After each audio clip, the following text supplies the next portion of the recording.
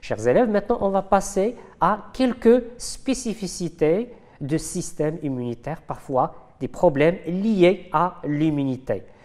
Souvenez-vous bien, on a parlé que chaque molécule étrangère à l'organisme va causer des problèmes, va causer ou va induire une réponse à immunitaire pour éliminer cet élément étranger. Le cas lorsqu'il y a un don de sang, par exemple, lors d'un accident, par exemple, on trouve qu'il y a quelqu'un qui a besoin du sang et donc il doit qu'il y ait un donneur du sang. Donc ce sang doit être compatible. Sinon, il y aura des problèmes. C'est ce qu'on va voir. C'est le cas on parle de la transfusion sanguine.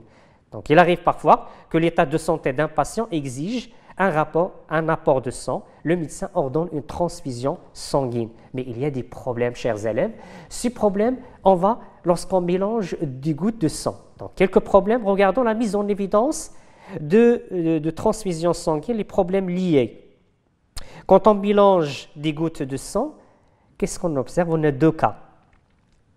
Quand on ajoute du sang à un autre, soit il n'y a pas d'agglutination, regardons, on voit que les deux gouttes se répartissent de façon homogène, alors que ici, de façon hétérogène, on voit qu'il y a ici des amas, des groupements. Ce qui est rouge provient de la coloration rouge ici, donc il est lié aux globules rouges. Donc ces globules sont liés. Il y a ici agglutination. Par définition, désigne l'assemblage des globules rouges portant un antigène pour des molécules plasmatiques appelées anticorps. C'est ce qui est montré ici dans le schéma. Donc regardons, comment peut-on expliquer ici on a agglutination, ici pas d'agglutination. Pas d'agglutination, les globules rouges sont séparés, ne sont pas liés, alors qu'ici les globules rouges sont regroupés, sont liés par quoi? C'est par l'intervention, par ces anticorps. C'est-à-dire les deux sangs, l'un des sangs contient des anticorps qui se lient à des molécules existant à la surface, des molécules qui existent sur la surface des globules rouges. On parle aussi des hématocytes portant des antigènes. Et ces anticorps sont de deux types. Anticorps contre des molécules qualifiées antigènes A et des molécules qualifiées antigènes B. Donc, pendant une transfusion sanguine, il faut éviter la réaction d'agglutination par le choix du sang qui est adéquat. Et chers élèves, comment peut-on différencier entre le sang? Quels sont les types de sang? Lorsqu'on cherche un sang qui est adéquat, c'est-à-dire un groupe, ici on a vu que ce sont des molécules à la surface des globules rouges qui sont responsables de l'agglutination ou pas d'agglutination. Et donc c'est pour cela on dit ici qu'il y a des groupes sanguins. Ces groupes sanguins, on va essayer de comment peut-on les déterminer. Détermination des groupes sanguins se fait par l'utilisation des sérums. Sérum, rappelez-vous, sérum c'est une partie du sang, donc c'est constituant, rappelez-vous que le sang est constitué de globules, des cellules sanguines et du plasma. Et dans le plasma, si on isole une molécule appelée fibrinogène, responsable de la coagulation du sang, on obtient le sérum. Le sérum, c'est le plasma moins les molécules moins fibrinogènes. Donc le sérum qui contient les anticorps. Donc on a utilisé trois types de sérum. Sérum contenant anti-B, sérum anti-A, c'est-à-dire des anticorps contre A, et le sérum anti-A et anti-B. Remarquons la première, une personne de groupe A, lorsqu'on ajoute le sérum anti-B, il n'y a pas d'agglutination. Ça veut dire qu'il ne contient pas les molécules B, l'antigène B, sur la surface de ces globules rouges. Ici, on observe qu'il y a agglutination. Ça veut dire anti-A se lie aux globules rouges, aux molécules existantes aux globules rouges. Ça veut dire qu'il y a l'existence de l'antigène A. Et c'est pour cela qu'on dit groupe A. La même chose quand on ajoute anti-A et anti-B, on remarque qu'il y a agglutination. Pourquoi? Parce que le sérum contient de l'anti-A. Anti-A qui va se fixer, qui va se lier sur l'antigène A qui existe sur la surface du globule rouge. Donc, mélange de sang, A plus B, il y aura agglutination, comme vous remarquez. Groupe O. Pour le groupe O, qu'est-ce qu'il contient, chers élèves? Donc, observons que, est-ce qu'il y a agglutination quand on ajoute l'anti-B? Oui, non.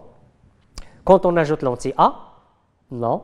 Quand on ajoute l'anti-A et l'anti-B, c'est-à-dire les deux à la fois, aussi il n'y a pas. Ça veut dire quoi? Ça veut dire, la surface de ces globules rouges, il n'y a pas d'antigène. Donc, sur leur surface, il n'y a pas de molécules.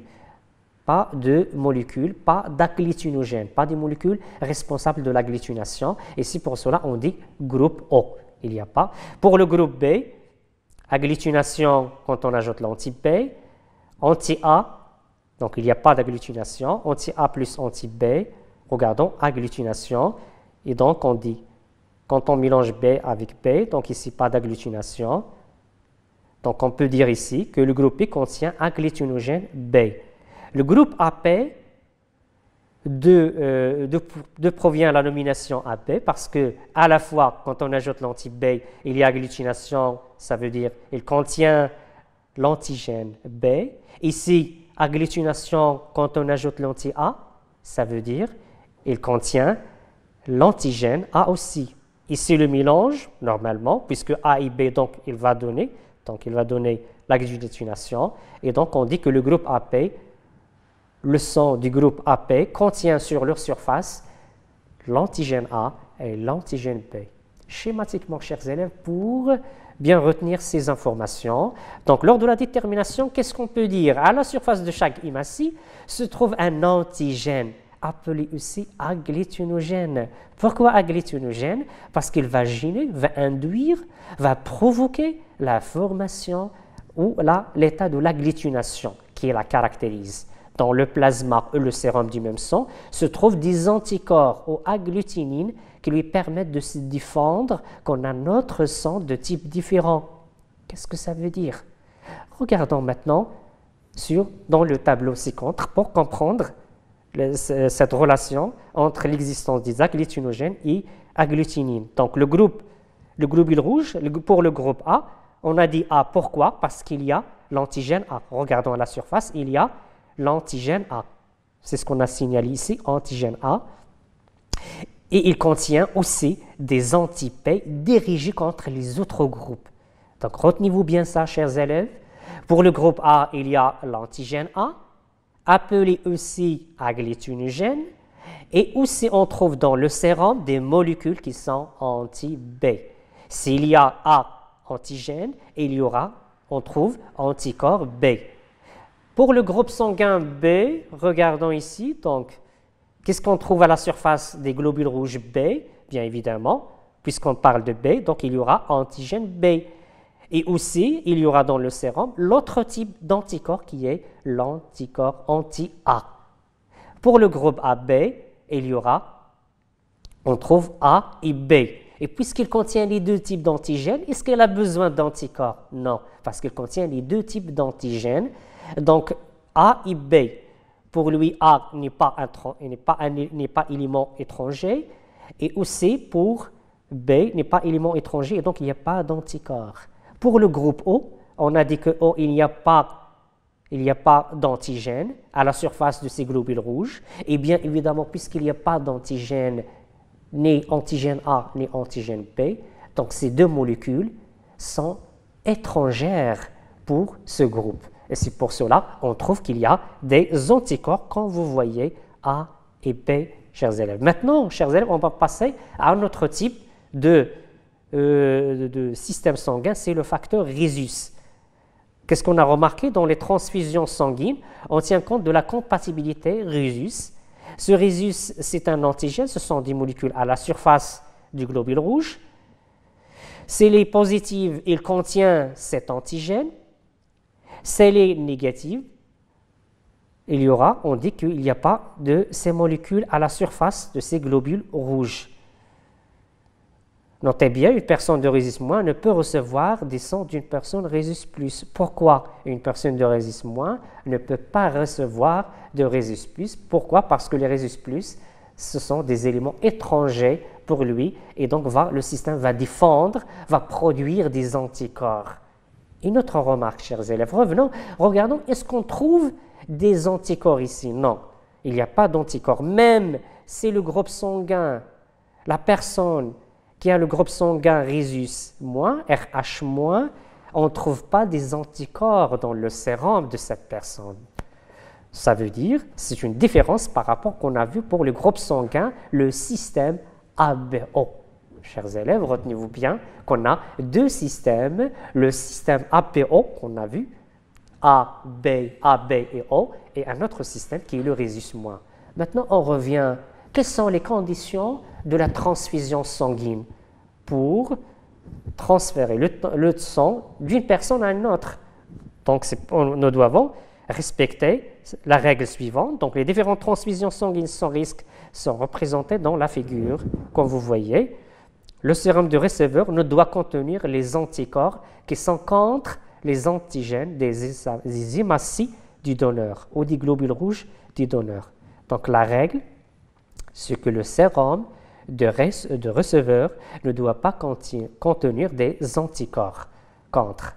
Supposons, par exemple, pour le groupe A, qu'est-ce qu'on a dit? Le groupe A, il contient l'antigène. Il possède sur leur surface l'antigène A et il possède aussi l'anticorps B. Pour O, est-ce qu'il contient des antigènes? Non. Donc, on a dit que O, il n'y a plus d'antigènes, ni A ni B. Et donc, le groupe O peut donner le sang à une personne de groupe A.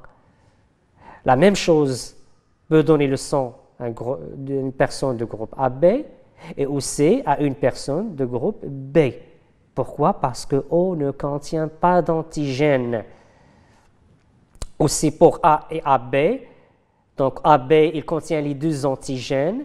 Donc, il connaît tous les antigènes. Donc, on peut dire que c'est un receveur universel. Rappelez-vous, chers élèves, ici, notez bien que AB est un receveur universel. Pourquoi? Parce qu'il contient tous les antigènes A et B. Et donc, il peut recevoir du sang de A, de B et de O. La même chose ici. Pour O, c'est un donneur. On dit aussi donneur universel parce qu'il peut donner le sang à n'importe quel groupe sanguin. Aussi, B peut donner à AB et aussi il y a des transfusions, une compatibilité. O peut donner à O, A à lui-même et aussi pour les autres groupes sanguins.